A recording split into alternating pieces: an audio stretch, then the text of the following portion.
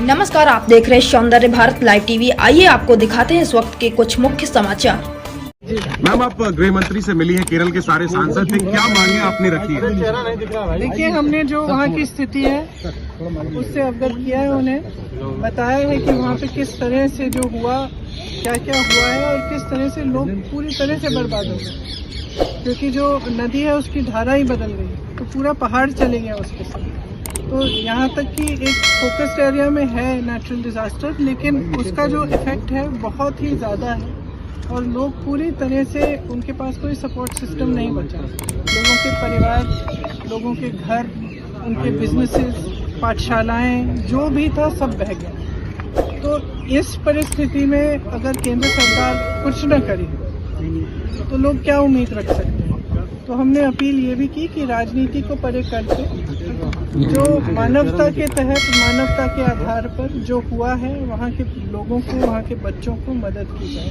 मैंने ये भी जिक्र की कि मोदी जी गए थे और वो मिले पीड़ितों से, और जब मैं उन पीड़ितों से मिली, उनकी एक उम्मीद थी कि प्रधानमंत्री जी आए हैं, कुछ मदद मिलेगी, और अभी तक कुछ मदद नहीं मिली है। ये दुख की बात है और मैंने सिर्फ ये अपील किया है कि राजनीति को परे करते हुए जितनी मदद कर पाए करें। क्या भरोसा दिया? मैम, होम मिनिस्टर ने क्या आश्वासन दिया और आप लोगों ने प्रधानमंत्री से मिलने का समय मांगा था, क्या आगे पीएम से भी मिलेंगे?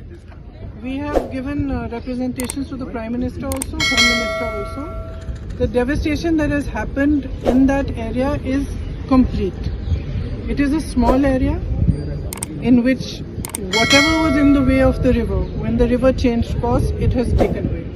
So it is not just a question of people losing one member of a family, or maybe some part of their home, or some part of their life. The people who are affected have lost absolutely everything. There are people who have lost every member of their family, young children. They have no support system.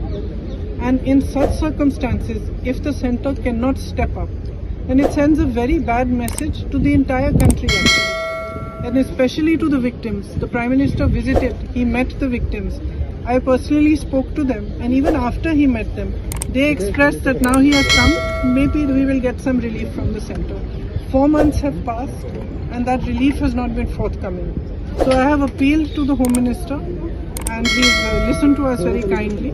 I have appealed to him that we rise above politics and truly recognize the pain and the suffering that these people have gone through.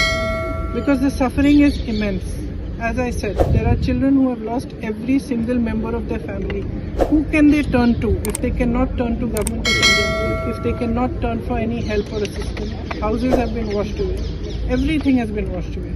So it is just on behalf of all the MPs of Kerala, it was our appeal to them that they should consider this very seriously and be more forthcoming with the relief so that these people can rebuild their lives. Ma'am, home minister ने क्या आप लोगों को कहा, और कल बताया जा रहा है कल शाम तक उन्होंने कहा कि कुछ डिटेल्स देंगे, क्या उन्होंने कहा है कि जो किया गया है और जो हो सकता है, दोनों चीज़ों की डिटेल हमें कल शाम तक दे देंगे। तो हमने ये इच्छा व्यक्त की कि जितना भी हो सके वो कर पाए, वो करें, क्योंकि स्थिति वहाँ पे काफ़ी खराब है।